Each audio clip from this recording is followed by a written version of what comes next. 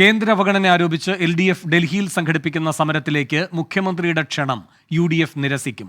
നിലവിലെ സാഹചര്യത്തിൽ CPIMുമായി യോജിച്ചുള്ള സമരം അണികളുടെ മനോവീര്യം തകർക്കും എന്നാണ് കോൺഗ്രസിന്റെ വിലയിരുത്തൽ. തീരുമാനം പ്രതിപക്ഷ നേതാവും ഉപനേതാവും മുഖ്യമന്ത്രിയെ അറിയിക്കും. കേന്ദ്രത്തിനെതിരെ യോജിച്ചുള്ള സമരം അനിവാര്യമാണെന്ന് മന്ത്രി PA മുഹമ്മദ് റിയാസ് പറഞ്ഞു. അവഗണനയിൽ പ്രയാസം അനുഭവിക്കുന്നത് ഒരു പാർട്ടിക്ക് വോട്ട് ചെയ്യുന്നവർ മാത്രമല്ല, കേന്ദ്രത്തിന്റെ പകപോക്കലിനെതിരെ എല്ലാവരും ഒന്നിക്കണമെന്നും മന്ത്രി പറഞ്ഞു.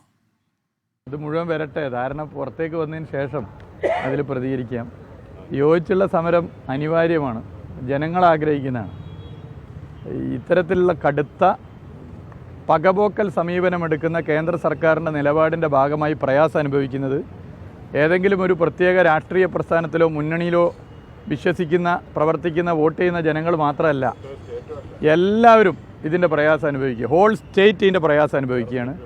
അപ്പോൾ കോൺഗ്രസിൽ പ്രവർത്തിക്കുന്നവരും കോൺഗ്രസിന് വോട്ട് ചെയ്യുന്നവരും LDFനും UDFനും BJPക്കും മറ്റ് എല്ലാവർക്കും വോട്ട് ചെയ്യുന്ന കേരളത്തിലെ 100% വരുന്ന ജനങ്ങളുടെ ജീവിതത്തിൽ കടുത്ത പ്രയാസം സൃഷ്ടിക്കുന്ന നിലപാടാണ് കേന്ദ്ര സർക്കാരിൻ്റെ ഈ പകപോക്കൽ സമീപനം കാരണം വന്നിട്ടുള്ളത്. അതിലെല്ലാവരും ഒന്നിക്കണം എന്നുള്ളതാണ് സർക്കാരിൻ്റെ കാഴ്ചപ്പാട്. അതാണ് മുഖ്യമന്ത്രി സൂചിപ്പിച്ചത്. AV ജയശങ്കർ തിരുവനന്തപുരത്ത് നിന്ന് കൂടുതൽ വിവരങ്ങളുമായി ചേരുന്നു. ജയശങ്കർ, എന്താണ് UDFന്റെ തീരുമാനമായി അറിയാൻ കഴിയുന്നത്? റിയാസ് എന്താണ് പറയുന്നത്? വേണു, ഈ വിഷയവുമായി ബന്ധപ്പെട്ട യോജിച്ചുള്ള ഒരു സമരം വേണ്ട എന്നാണ് UDFിനുള്ളിൽ പൊതുവിലെത്തിയിരിക്കുന്ന ഒരു ധാരണ. ഇതൊരു ഔപചാരികമായ തീരുമാനമാണ്. കാരണം UDFന്റെ നേതൃയോഗത്തിലായിരിക്കും ഇക്കാര്യത്തിൽ ഒരു അന്തിമ തീരുമാനമുണ്ടാക്കുക.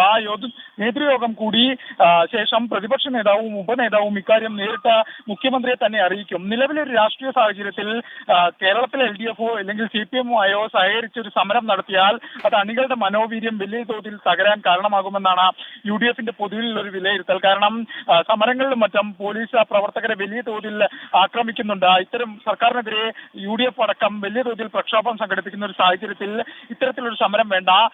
സംസ്ഥാനത്തിന്റെ സാമ്പത്തിക പ്രതിസന്ധിയിൽ പല ഘടകങ്ങളിൽ ഒന്ന് മാത്രമാണ് കേന്ദ്ര അവഗണന എന്നാണ് UDFന്റെ ഒരു വിലയിരുത്തൽ. പ്രതിപക്ഷ നേതാവ് തന്നെ ഇക്കാര്യം നേരത്തെ പറയുകയും ചെയ്തിരുന്നു. അത്തരം ഒരു സാഹചര്യത്തിൽ ഒരുമിച്ചുള്ളൊരു പ്രക്ഷോഭം വേണ്ട എന്ന നിലപാടിലാണ് UDF. അനൗപചാരികമായി ഈ വിഷയം UDF നേതാക്കൾ തമ്മിൽ ചർച്ച ചെയ്ത് കഴിയുകയും ചെയ്തു. എന്നാൽ ഒരു പരസ്യ പ്രതികരണത്തിന് നേതൃത്വം ഇതുവരെ തയ്യാറായിട്ടില്ല. UDF നേതൃയോഗം ചേർന്നത് ശേഷമായിരിക്കും ഈ വിഷയത്തിൽ ഒരു പരസ്യ പ്രതികരണം എന്തായാലും നേതൃത്വത്തിന്റെ ഭാഗത്തു നിന്ന് ഉണ്ടാകുക.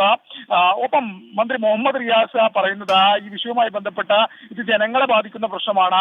ജനങ്ങൾ അത്തരത്തിൽ യോജിച്ചുള്ള ഒരു പ്രതിഷേധം ആഗ്രഹിക്കുന്നു.